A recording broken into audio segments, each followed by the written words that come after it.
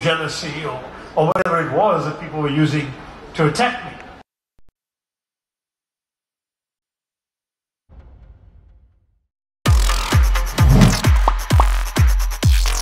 Bureaucrats by bypassing their ministers, which he's been doing a fair bit of, or he appoints bureaucrats to formally political positions. So his last cabinet reshuffle, he appointed 4 new ministers, 3 were retired bureaucrats.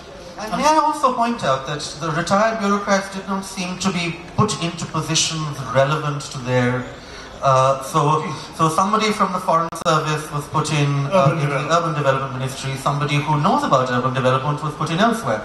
So it was very puzzling actually to see you're bringing in bureaucrats because of their expertise, and then you're putting them in something which they've never thought. You put something, they have to learn on the job. What's the point?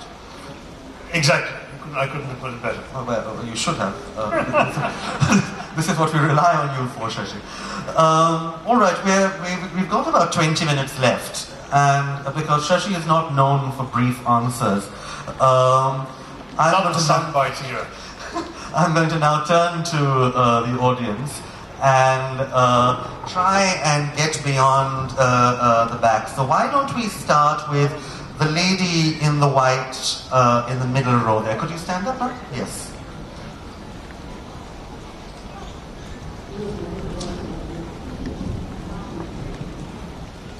Good evening. Good evening, sir. In politics, it is the narratives that we use that actually lays the path out for the future. So the narrative that you have used, or most people have used on Sabrimala, is the Naistika Brahmacharya. There is also the other narrative which talks about, I don't remember the name, but the tribal gods. The Malayalayans. Yeah. So if you are choosing, these are all oral traditions, these are all, there is nothing documented. So we are conveniently using the argument that fits our electoral purposes. That, to me, is a huge disappointment.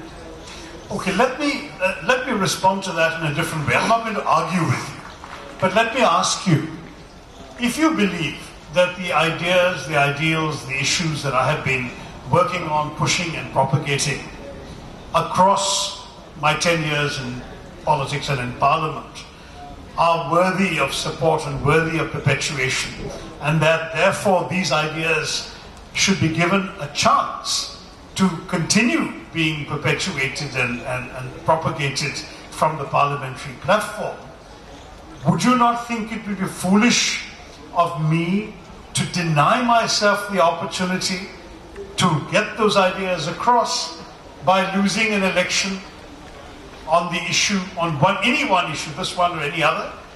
I mean, it's literally, until you understand the intensity of the feelings of the vast majority of your voters, you will not have, you will be able to have the luxury of an academic position.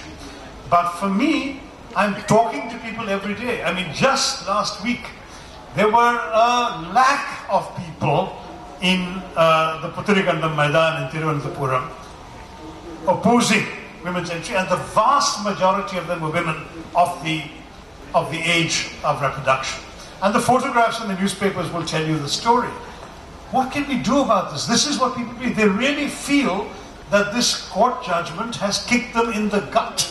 It's as visceral as that. In fact, a Muslim League leader was saying to me that the only parallel he could imagine in his political lifetime was the way he and others like him felt when the Babri Masjid was destroyed. That is the intensity of feeling. Now, when I was cheerfully answering as an intellectual, I did give a different answer, the answer that would have apparently made you happy. But I'm no longer answering as an intellectual, I'm answering as a political representative who is accountable to his voters and his people to represent their concerns fairly in the public space. Yeah, but as a political representative, as a leader, in an organization, in a corporate place, I am looking to the leader to set the path. So if the leader is playing ball to constituency, knowing well that he could change the thought he could change society. He could do what Mahatma Gandhi did. He could do what, I'm sure we are nowhere near Mahatma Gandhi. I'm sure you would agree to, I hope. That's why I shook my head. We can definitely do a lot more than just playing ball. Okay, thanks. Shashi, I'll let you answer that. I do take your point, just to say very briefly that as far as changing society is concerned, as you know, the communist government today is trying to do precisely that. They got women's organizations and others to stand together in gesture of solidarity called the Women's Wall.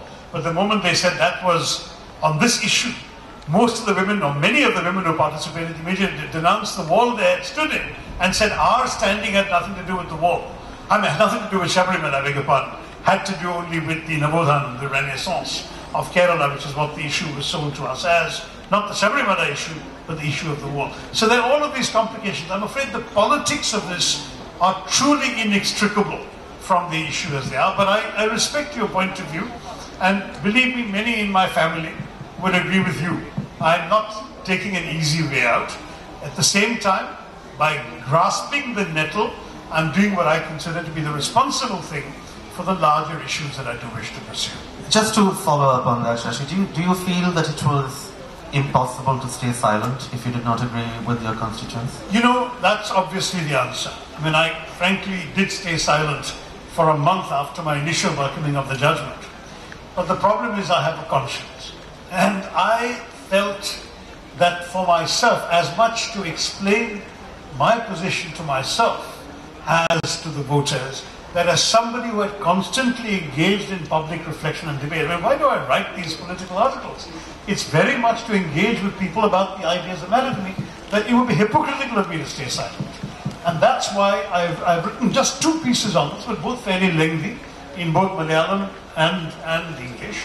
And I did so in order to explain precisely to people of goodwill who understand that the stand I've taken is based on something, whether they disagree with that something or not. I felt I needed to lay it out as to what my thinking was. Yeah. Mr. Tharoor, you just mentioned that you I think, guarded yourself by saying you're a political representative here. Nevertheless, my question to you is, what is it with the Congress party and the workers earlier in... Thank you.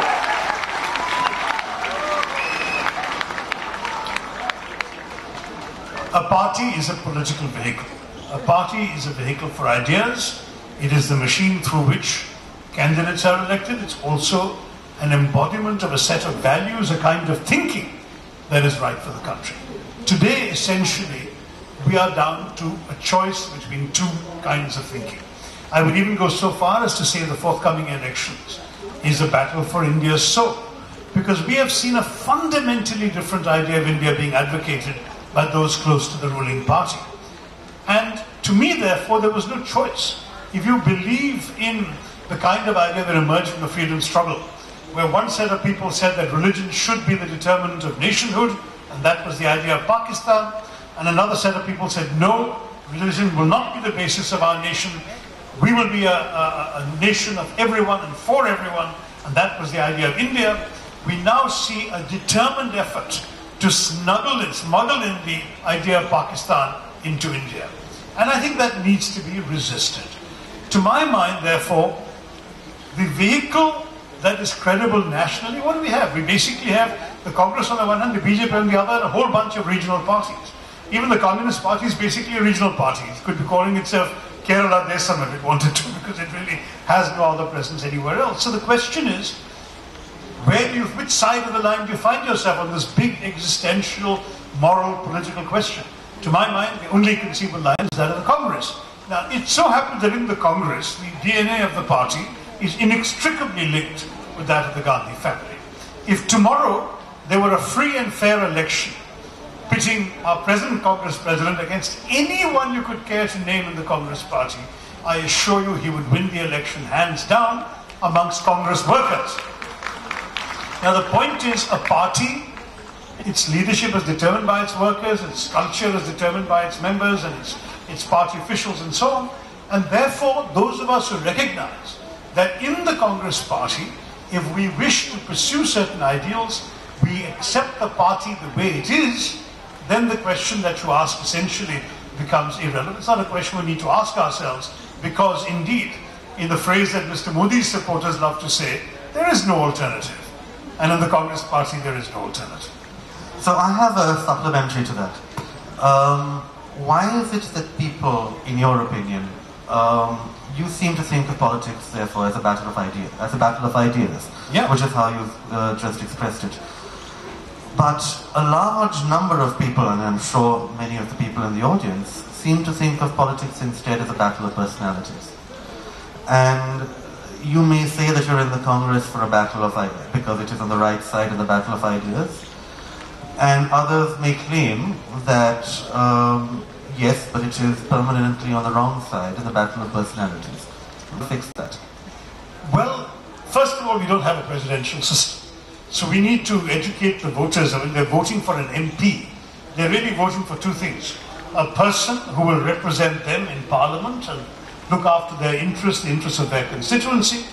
And second, through that person, helping choose a national leader or who will form the government, which party will form the government. That's what the parliamentary system does, and it's not a presidential one. To try and reduce our parliamentary system to a presidential one by saying that it's Mr. Modi versus X or Y is actually an injustice to the system we've got. Because strictly speaking, the only people in this country who get to vote for Mr. Modi are those in the constituency in which he contests, which may or may not be Varanasi. It may be now that he's got all the Pravasis to come and applaud him there. Now, having said that, there's a second argument I want to put before you, which is that in our system, there are actually two very, very contrasting styles of leadership on offer. There is the idea of the leader as a hero on a white stallion with his upraised sword, cantering down saying, I know all the answers, I'll solve all the problems, I'll cut through all the Gordian knots. And that's the idea we've been sold for the last 4.5, 5 years, and we've seen how badly that's worked out. And then there is another idea that comes on foot and not on a white horse, and that says, I don't know all the answers. Maybe I don't even know all the questions, but I will ask you what you are most troubled about, what you want me to work on, and I will come with a deep and experienced bench of qualified, able people to work with me and you to solve your problems. That is the other style of leadership.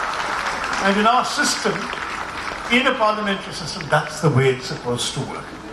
All right, another question. Maybe we can go a little further at the back.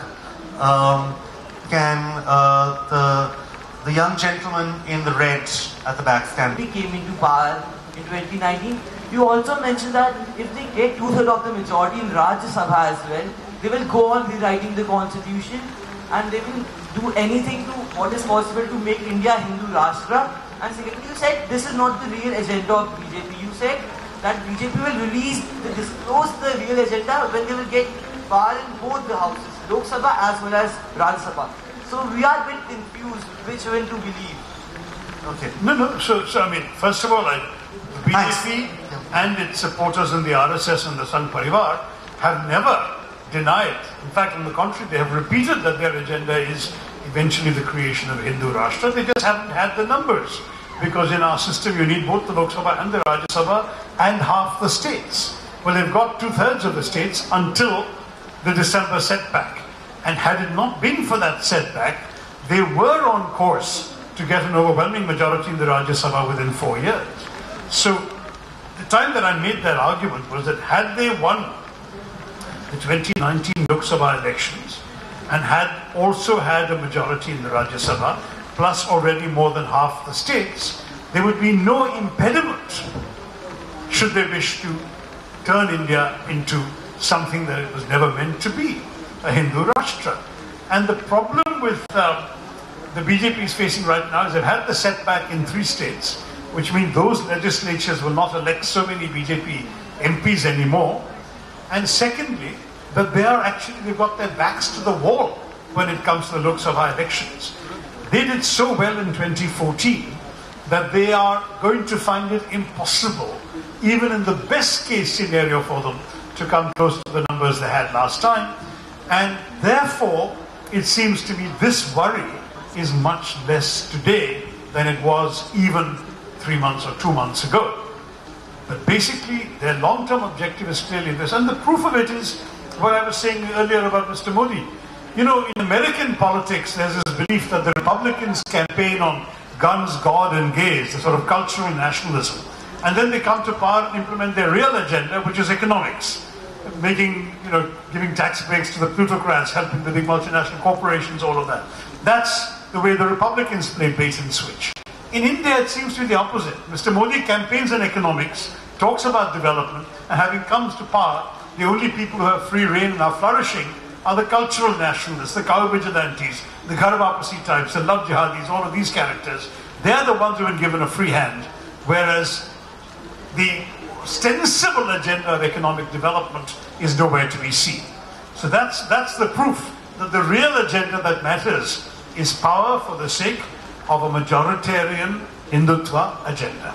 So we're practically out of time. One, they got a leader who actually had been raised in the Hindutva tradition as a lifelong RSS pracharak, and secondly, they won a majority they hadn't expected to.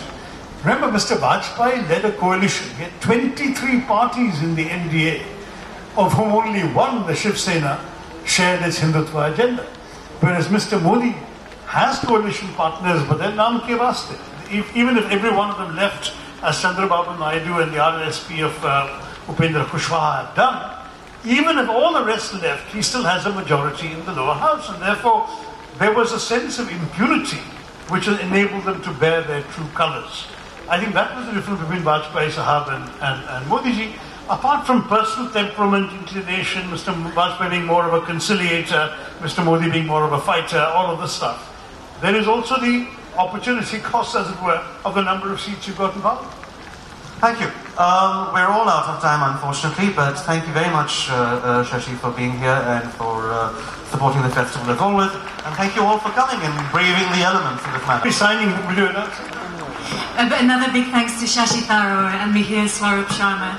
This session was presented by Dani Bahaskar. And Shashi unfortunately does have to dash today to another appointment.